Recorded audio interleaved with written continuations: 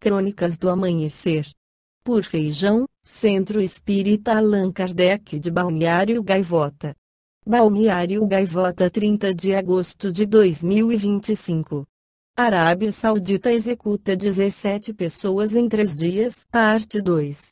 A Arábia Saudita executou 2 cidadãos sauditas por terrorismo na segunda-feira 4/8, elevando a 17 o número de execuções em 3 dias, segundo uma contagem da AFP baseada em anúncios oficiais. No fim de semana, o país do Golfo executou 15 pessoas. Apenas no domingo foram 8, 7 estrangeiros, 4 somalis e 3 etíopes, por contrabando de haxixe, um saudita pelo assassinato da própria mãe. Desde o início do ano, a Arábia Saudita executou mais de 230 pessoas. A maioria, mais de 150, devido a acusações relacionadas com drogas. O ritmo das execuções pode levar o país a superar seu recorde do ano passado, com 338 penas de morte. Para Geed Basiouni, da Organização de Defesa dos Direitos Humanos Reprieve, com sede em Londres, 2025 mostrou um aumento notável nas execuções relacionadas a crimes envolvendo entorpecentes, especialmente no que diz respeito ao cannabis. Isso é particularmente preocupante em um contexto mundial no qual a tendência está mais para a descriminalização da posse e do consumo de cannabis, afirmou a AFP. Especialistas contatados pela AFP vinculam esse aumento à guerra contra as drogas lançada por Riad em 2023, principalmente contra o consumo crescente de Captagon, do qual o reino, a maior economia do mundo árabe, é um dos principais mercados, segundo a ONU. A Arábia Saudita retomou as execuções por crimes relacionados com as drogas em 2022, após ter suspendido por 3 anos a aplicação da pena de morte em casos de narcóticos. Em 2022, 19 pessoas foram executadas, 2 em 2023 e 117 em 2024 por crimes relacionados com as drogas, segundo a contagem da AFP. As autoridades sauditas defendem que a pena de morte é necessária para manter a ordem pública e que é aplicada após esgotadas todas as vias de apelação. Para os defensores dos direitos humanos, manter a pena de morte contradiz a imagem de modernidade que o reino busca projetar.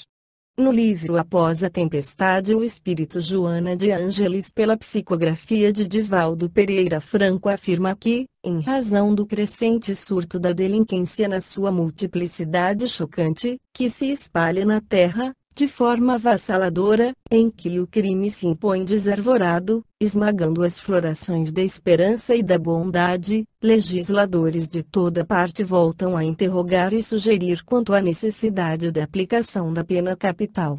Diante de determinados desrespeitos ao Código dos Direitos do Homem, à sua vida e liberdade. O problema, porém, não obstante a gravidade de que se reveste, não poderá ser solucionado por processos análogos que defluem da violência do próprio crime ulteriormente pelo Estado tornado legal. Lactâncio, cognominado Cícero Cristão, já enunciava no século III que a eliminação da vida de um homem é sempre uma afronta a Deus. A vida é patrimônio por demais precioso para ser ceifada, seja por quem seja. A ninguém, individual ou representativamente pelo Estado, cabe o direito de eliminar o homem, mesmo quando este delinque da forma mais grotesca ou vil. Se o Estado fizer, torna-se igual ao delinquente que roubou à vítima sua vida. Em cada criminoso vige um alienado necessitado de assistência competente de modo a reorganizar as paisagens íntimas por meio de terapêutica especializada, a fim de se tornar cidadão útil a si mesmo e à comunidade onde se encontra situado pelos impositivos da vida. A tarefa que compete às leis é a de eliminar o crime, as causas que fomentam, não o equivocado criminoso. A morte do delinquente não devolve a vida da vítima. Ao invés da preocupação de matar, encontrar recursos para estimular a vida. Educar, reeducar são impositivos inadiáveis, punir, não. tenhamos tento. Não há, no Evangelho, um só versículo que apoie a pena de morte. Quando o homem cai nas malhas do crime, culmina sua ação nefanda no extermínio de vidas ou atenta contra a propriedade por meios da violência, justo que seja cerceado do convívio social, a fim de tratar-se, corrigir-se, resgatar as faltas cometidas, mediante processos compatíveis com as conquistas da moderna civilização. De forma alguma a pena de morte faz diminuir a incidência da criminalidade.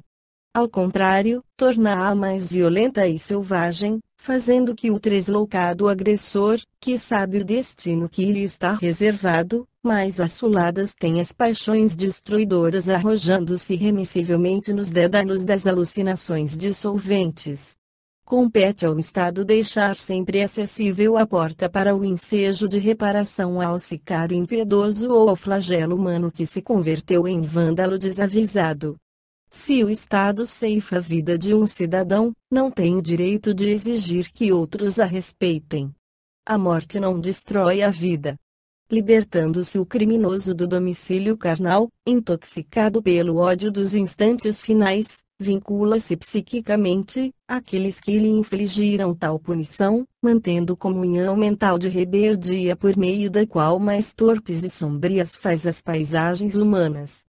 Processo bárbaro, a pena de morte é tratamento da impiedade e do primitivismo que aniquila a esperança por antecipação, marcando a data da punição destruidora, fora de qualquer possibilidade redentora, que há de desaparecer da legislação terrena.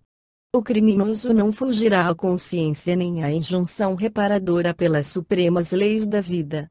Justo, portanto, facultará ao revel em Sancha de recompor-se e reparar quanto possível os males perpetrados. Nesse sentido, a penologia dispõe de salutares programas de redenção para os transgressores da ordem e do direito, transfugas do dever e da responsabilidade, nossos irmãos atormentados da senda evolutiva. Obviamente a questão se situa na anterioridade da alma, no seu processo depurador.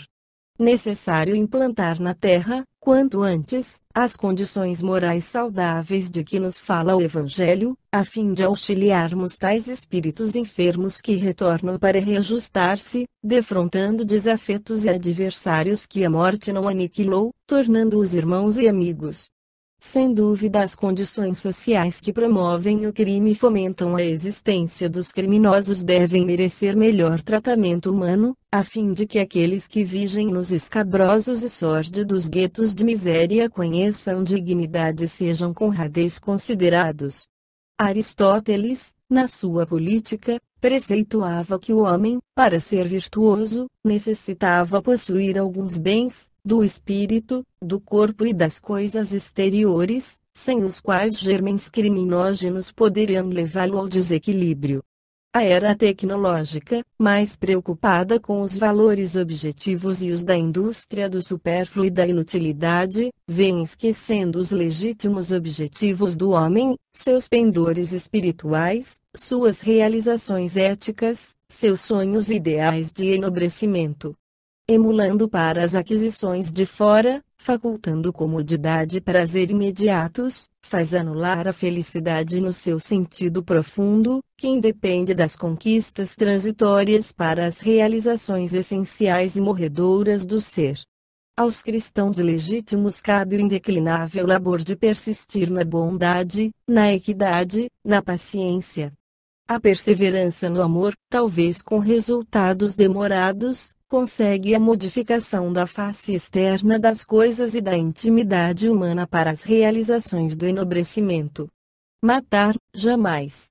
Um crime não pode ser solucionado por meio de outro, desde o nome ou a posição legal que se lhe queira dar, jamais terá validade moral. Diante, portanto, da agressividade, revida com a tolerância.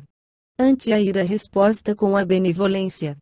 Junto ao ódio dissemina o amor. Ao lado da hostilidade sistemática, propõe o perdão indistinto. Perante o acusador gratuito oferece a paciência gentil, tradutora da inocência. Só o bem tem existência real e permanente.